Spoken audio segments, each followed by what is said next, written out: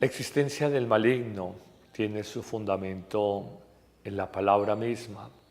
Reconocemos desde el primer libro, el Génesis, la existencia de Luzbel, y se habla en ese lenguaje simbólico, pero no por ello menos verdadero, tan propio del hombre bíblico, del hombre oriental, cómo hay esa batalla entre bien y mal, y cómo hay ese deseo de querer ser más grandes que el mismo Dios. De manera que negar la existencia del maligno, negar la existencia de una presencia en el mundo, es irse contra los fundamentos mismos de la Sagrada Biblia. Pablo VI hizo hace relativamente pocas décadas una célebre catequesis hablando de la realidad del mal, catequesis que por demás causó escándalo entre los teólogos, especialmente del viejo mundo, Europa. Decía en efecto el Papa Montini que el demonio es una realidad personal, o sea, concreta, espiritual, inteligente, pervertida y pervertidora, realidad pavorosa que de alguna manera trabaja en forma soterrada, solapada y maliciosa en el mundo. Y a renglón seguido afirmaba que uno de los grandes logros del maligno en el siglo que acaba de terminar, el siglo XX, es haberle hecho creer al ser humano que él no existe. Si no reconocemos enemigo, adversario en nuestra vida, probablemente vivimos despabilados, distraídos, dispersos, sin reconocer una realidad misteriosa de mal que insinúa, trabaja inconscientemente a veces en nuestro psiquismo, en nuestra vida interior, y esto hay que desvelarlo. El Papa Francisco, en su nuevo magisterio, en las primicias de su pontificado, nos ha hablado claramente de la existencia del mal, de manera que no es solamente la palabra de Dios, sino la autoridad del magisterio de la Iglesia quien reconoce la presencia del enemigo, del adversario en la vida del hombre, de ese padre de la mentira, como lo llamaba el apóstol San Juan. ¿Quién ha visto el maligno?, puede preguntar una persona racionalista. Y la respuesta es, no se trata tanto de verlo, sino de experimentar su acción en el mundo, en la vida de los hombres, de manera misteriosa y siempre de manera sutil. Podemos señalar estrategias claras de la acción del maligno en la vida de los hombres, de las sociedades, de las estructuras políticas, en el mundo entero. Una primera afirmación puede ser esta: siempre busca dividir, separar.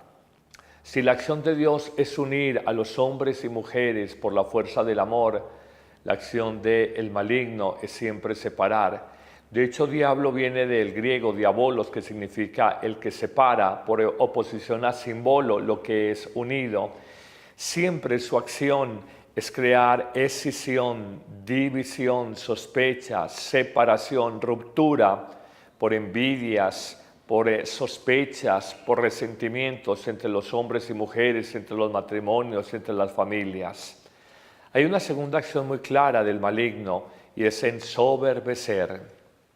Siempre que quiere trabajar sobre un ser humano, primero lo llena de orgullo, de soberbia, y a la manera en que yo puedo jugar con el dedo de mi mano, con un llavero, Él juega contigo, conmigo, cuando somos ensoberbecidos. De ahí que los humildes, y especialmente los humildes, humildad que aprendemos de nuestra Madre María, nos lleva a precavernos y a defendernos frente a la acción del maligno. El soberbio, lleno de sí mismo, es, permítame la expresión, un idiota útil de la acción de esa fuerza oscura, a veces innombrable. Cuando estás ensoberbecido, de alguna manera miras tu punto de vista, reclamas para ti. Es la tentación de todos los tiempos, fue la tentación de la serpiente, la figura bíblica donde de alguna manera se busca seducir a Eva y le dice: si comes del fruto prohibido que está en el centro del jardín, seréis como dioses. El hombre, desde que es hombre, en la historia de todos los tiempos, en la historia del mundo, ha querido ser Dios de sí mismo, por el dinero, el tener, por el poder, por el conocer, por el de alguna manera sobreponer el placer a cualquier otra consideración por el aparecer. Hoy vemos nosotros de alguna manera esa situación en el mundo, el ser humano que se revela como criatura frente al Creador y en un acto de profunda soberbia es incapaz de reconocer que hay un Creador y que Él es solamente criatura. Habría una tercera acción del maligno, más allá de dividir y de ensoberbecer, mentir. No en vano el discípulo que se recueste en el pecho de Jesús, el discípulo amado, el místico San Juan, lo llama Padre de la mentira. Siempre su estrategia, como nos dice muy bien Isaías 5:20, es aparecer el bien como mal, lo dulce como amargo, y al mismo tiempo el mal hacerlo aparecer como bien y el amargo como dulce. Es un punto muy alto en el ser humano como de ceguera, de oscuridad interior. Siempre, siempre, donde hay mentira está la acción del maligno, donde hay la verdad está Jesucristo. De hecho, Él se presenta como la verdad que es capaz de hacernos libres. Hablemos de una cuarta estrategia del maligno y es desesperanzar. Una persona a veces vive estados de tristeza, de desánimo, de baja moral, donde dice, no voy a ser capaz de salir adelante, no puedo con esta adicción al licor, no puedo frente a esta situación de adulterio, no puedo frente a esta realidad de pecado personal. No te lo creas, no es la voz de Dios para nada, es la voz del adversario, del enemigo. Quiere desesperanzarte. Estos casi 20 años de sacerdocio ministerial me han enseñado algo más grave que el pecado en sí mismo, es la desesperanza, el desánimo que con ocasión de un pecado se genera en el alma humana. A veces la incapacidad de decir, no puedo con el problema del licor, luché, un año tuve abstinencia, volví a caer, y crea en mí tal situación de desesperanza que quiero como beber el licor que no bebí en el año anterior, quiero beberlo en una semana. No lo permitas en tu vida, créeme, es la acción del maligno en tu corazón. Hablemos de otra situación que se da dentro de la acción del maligno en la vida de los hombres, es sugestionar.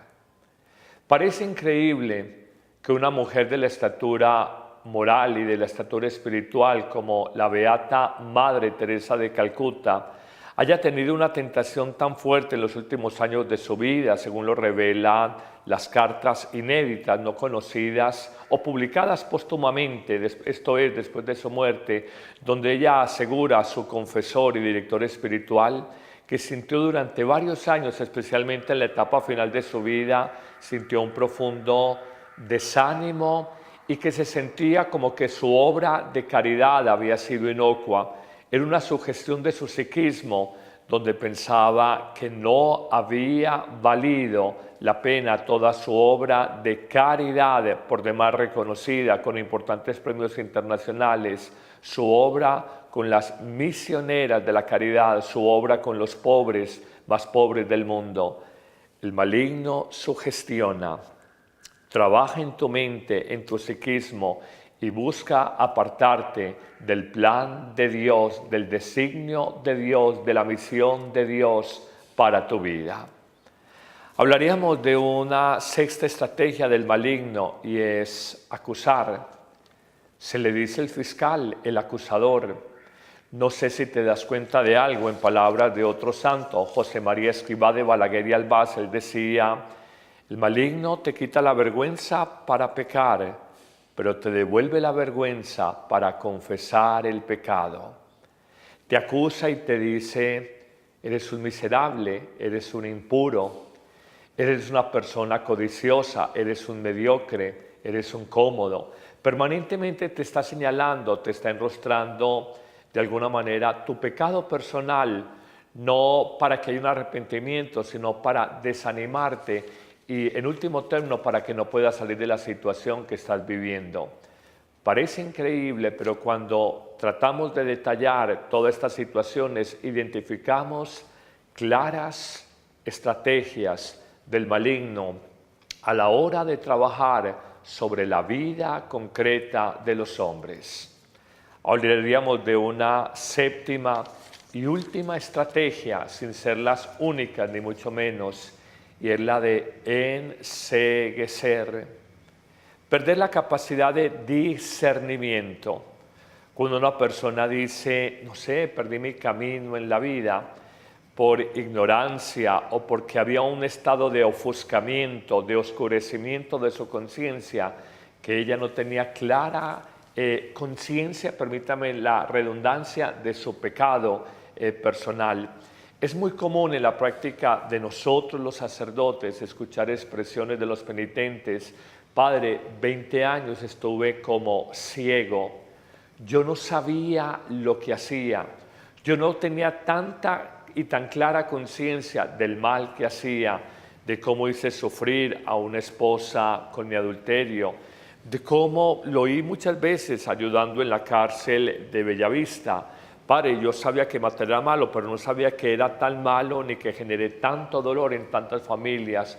Ahora que ha llegado luz a mi alma, salgo como de esa ceguera y veo con claridad todo el dolor que causé.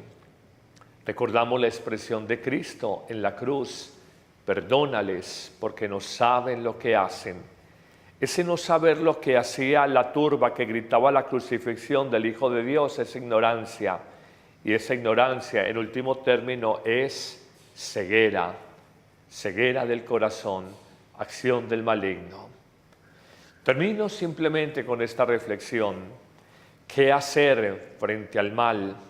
¿Cómo de alguna manera nosotros precavernos, defendernos frente a él? Tenemos un arma poderosísima, poderosísima. Lógicamente, siempre por delante la confianza en Dios. El bien y el poder del bien siempre será infinitamente, infinitamente superior al poder de una criatura, el maligno, que quiere confundir a los hombres y mujeres de todos los tiempos.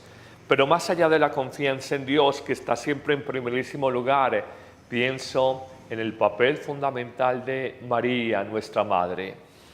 Me encanta la expresión de un célebre exorcista, Gabriel Amort, cuando señala que frente a la acción de soberbia que incita el maligno, María es la encarnación de la suprema humildad, y la soberbia se vence con humildad. Frente a la acción de impureza, el impuro encarnado, el maligno, está la pura encarnada, que es María. Y frente a la acción de rebeldía, de desobediencia del maligno, está la acción de obediencia, docilidad, servicio. He aquí la sierva del Señor, la esclava del Señor, que encarna nuestra Madre María. Finalmente, no se trata de asustarnos demasiado con el maligno. Obra, no lo podemos negar, pero es sabio. Escrivá de Balaguer, cuando hace esta afirmación: no le des importancia al maligno, que es lo que él quiere. No lo niegues, porque él existe y puede camuflado trabajar más fácilmente en tu vida. Haz con él lo que más le duele, simplemente desprécialo. No le des importancia porque es lo que quiere. No lo niegues porque busca ocultarse a la mirada del mundo. Sabes que existe, pero castígalo con tu desprecio. El amor de Dios, el amor del Creador, el amor todopoderoso, el bien todopoderoso, siempre será infinitamente superior al mal de la criatura, el maligno.